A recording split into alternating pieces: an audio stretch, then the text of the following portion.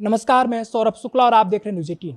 Indonesia में शनिवार सुबह धरती ने ऐसा तांडव मचाया कि देखते ही देखते लोगों में हड़कंप मच गया।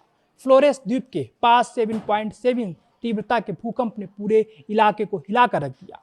झटके इतने जबरदस्त थे कि इमारतें कांपने लगी। कई जगह नुकसान की तस्वीरें और वीडियो सामने आने लगे और अब सबसे बड़ा डर है सुनामी का। अमेरिकी भूगर्भ सर्वेक्षण यानी यूएसजीएस के मुताबिक भूकंप का केंद्र फ्लोरेस द्वीप के उत्तरी तट से दूर एंडे से करीब 68 किलोमीटर उत्तर पश्चिम में था।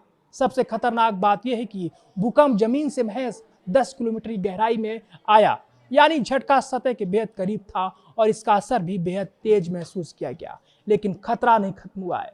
मुख्य भूकंप के बाद 5.6 और 5.9 तीव्रता के दो तेज आफ्टर शॉक आए, यानी जमीन लगातार जवाब दे रही थी और लोग अपने घरों और इमारतों से निकलकर सुरक्षित जगहों की तरफ भागने को मजबूर हुए।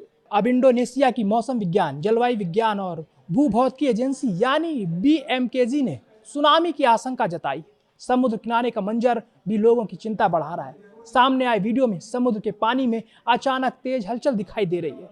कई इमारतें हिलती नजर आ रही हैं तो कई मलबा गिरता दिखाई दे रहा है। और यही तस्वीरें अब सबसे बड़ा सवाल खड़ा कर रही हैं, क्या 7.7 का ये भूकंप अब समुद्र में सुनामी का कहर लेकर आएगा?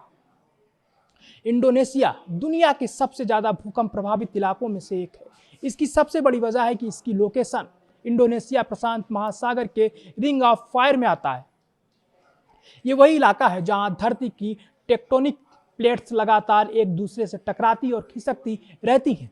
जापान से लेकर दक्षिण पूर्व एशिया और प्रशांत महासागर के आसपास का पूरा क्षेत्र भूकंपीय गतिविधियों के लिए बेहद संवेदनशील है। इसी वजह से इंडोनेशिया में भूकंप कोई नई बात नहीं है, लेकिन 7.7 की तीव्रता और सिर्फ 10 किलोमीटर की गहराई ने इस झटके को बेहद गंभीर बना दिया है।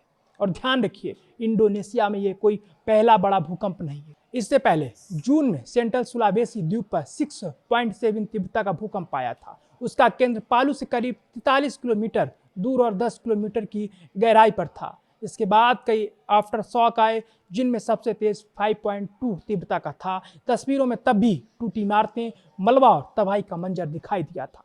लेकिन इस बार खतरा और बड़ा इसलिए है क्योंकि भूकंप की तीव्रता 7.7 है और इसके बाद भी जमीन शांत नहीं हुई है। झटके अभी भी लग रहे हैं और इस पूरी कहानी को और डरावना बनाता है एक और घटनाक्रम।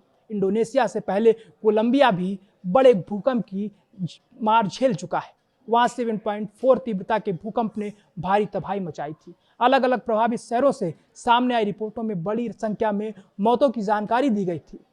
पेरेड्रा और काली जैसे शहरों में इमारतें ढह गईं और राहत कर्मियों को मलबे में जिंदगी तलाशनी पड़ी थी। यानी दुनिया के अलग अलग हिस्सों में धरती लगातार करवट बदल रही। लेकिन अब नजर पूरी तरह फ्लोरेस द्वीप और उसके आसपास के समुद्री इलाकों पर है, क्योंकि भूकंप के बाद अगर समुद्र के भीतर पानी का बड़ा विस्थापन होता है तो वह सुनामी की लहरों का रूप ले सकता है। ऐसी लहरें बेहद तेजी से तटों तक पहुंच सकती हैं और रास्ते में आने वाले इलाकों में भारी तबाही मचा सकती हैं।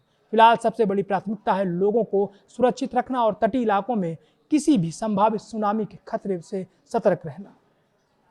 7.7 का झटका, 10 किलोमीटर की गहराई, दो बड़े आफ्टर शॉक और अब सुनामी का अलर्ट। इंडोनेशिया में शनिवार सुबह धरती के इस तांडव ने एक बार फिर याद दिला दिया कि रिंग ऑफ फायर में प्रकृति का एक झटका कितनी बड़ी तबाही का संकेत बन सकता है।